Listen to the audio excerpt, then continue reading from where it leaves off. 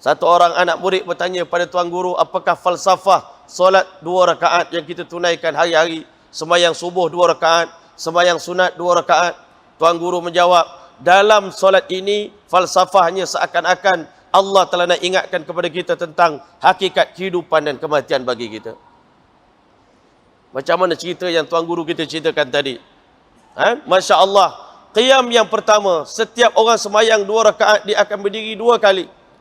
Di antara 2 rakaat itu dia akan sujud 2 kali. Di celah antara 2 sujud kita akan duduk antara 2 sujud 1 kali. Qiyam yang pertama berdirinya kita di hadapan Allah di alam ruh. Nanti qiyam yang kedua adalah berdiri di padang mahsyar. Di celah-celahnya waktu sujud yang pertama, selepas kita berhimpun di alam ruh sana, Allah hilangkan kita daripada kewujudan, menanti detik kelahiran kita ke alam dunia. Dan lahirnya kita ke dunia, kata ulama, sesingkat duduk antara 2 sujud. Dan kembali kita, sujud yang kedua itu adalah detik kematian kita dan selepas berlakunya hari kiamat. Dan bangkitnya kita pada rakaat yang kedua adalah untuk bangkit di padang mahsyar. Hadirin hadirat yang dirahmati oleh Allah, sebelum Allah Ta'ala bangunkan kita, hari ini Allah dah tunjuk depan mata kita hujan yang turun hari-hari di depan mata kita. Selepas hujan turun, bumi yang gersang akan subur. Itu tanda betapa besar, betapa mampunya Allah Ta'ala untuk membangkitkan manusia di padang mahsyar. Sebelum hari kebangkitan, Allah turunkan hujan selama 40 hari 40 malam di atas permukaan bumi. Maka dengan hujan yang begitu lebat, air banjir telah naik setinggi 12 hasta di permukaan bumi.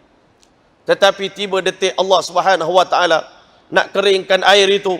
Allah perintahkan air supaya kering. Dalam sekelip mata air telah menjadi kering. Dan bila mana bumi tadi telah kering, tuan-tuan, berlaku 2 perubahan pada permukaan bumi ini. Yang pertama sekali Allah menyebut, yauma tubaddalul ardu ghairal ardi was samawati wa barzu lillahil wahidil qahar. Hari di mana Allah tukar bumi yang lama dengan bumi yang baru.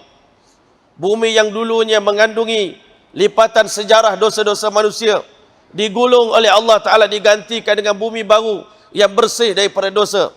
Dan bumi tadi merekah dengan rekahan yang begitu banyak. Kata baginda sallallahu alaihi wasallam, ana awwalu man tanshaqu anhul ardu. Kubur akulah yang pertama merekah.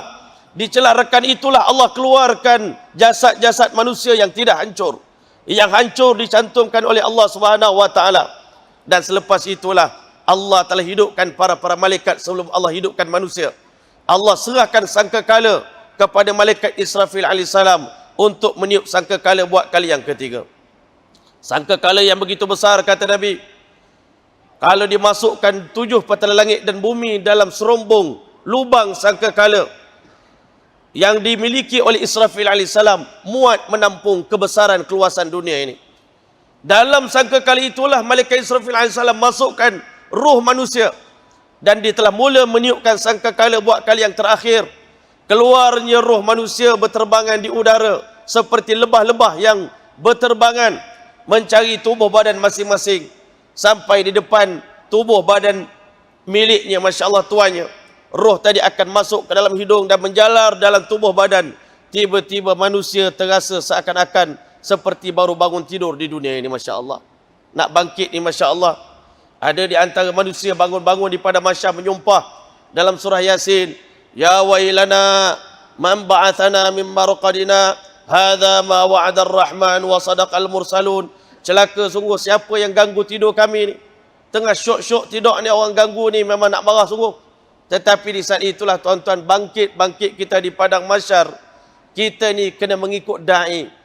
Adanya malaikat-malaikat yang akan menghalau kita menuju ke medan mahsyar.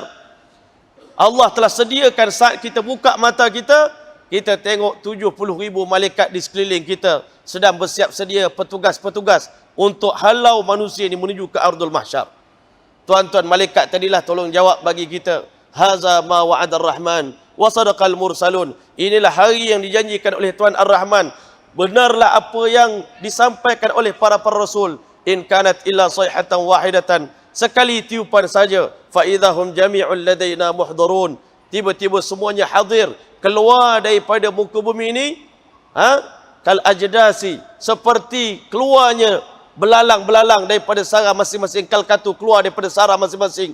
Begitu musri'in, dalam keadaan segera, muhti'ina muqni'i ru'usim, la yartaddu ilaihim tarfuhum wa afidatum hawa. Allah Ta'ala kata bangkitnya manusia di padang mahsyar dalam keadaan bersegera, bergegas nak bangun cepat-cepat. Muqni'i ru'usim, mengangkat kepala mereka, memandang kepada suasana alam akhirat yang begitu dahsyat. La yartaddu ilaihim tarfuhum, tidak berkelip mata mereka. Wa afidatum hawa, sedangkan hati mereka kosong. Ke mana kita nak pergi ni, tak tahu nak pergi mana. Maka di waktu itulah tuan-tuan, Nabi SAW bersabda, innakum sata'tuna rabbakum yaumal qiyamati, kalian akan bangkit berjumpa dengan Tuhan kalian di hari kiamat nanti, hufatan, berkaki ayam, tidak berselipar tuan-tuan, uratan, bertelanjangan, ghurlan, dalam keadaan kita ni masih kepala kita botak dan ghaira makhtun, masih lagi belum berkhatan lagi tuan-tuan. Bangkit di padang mahsyar, kama bada'na awwala khalqin nu'iduh, sebagaimana kami mulakan kejadian manusia, kami bangkitkan mereka dalam keadaan itu. Tuan-tuan yang dirahmati oleh Allah, bergeraklah kita tuan-tuan menuju ke padang mahsyar yang dijanjikan oleh Allah Subhanahu wa taala.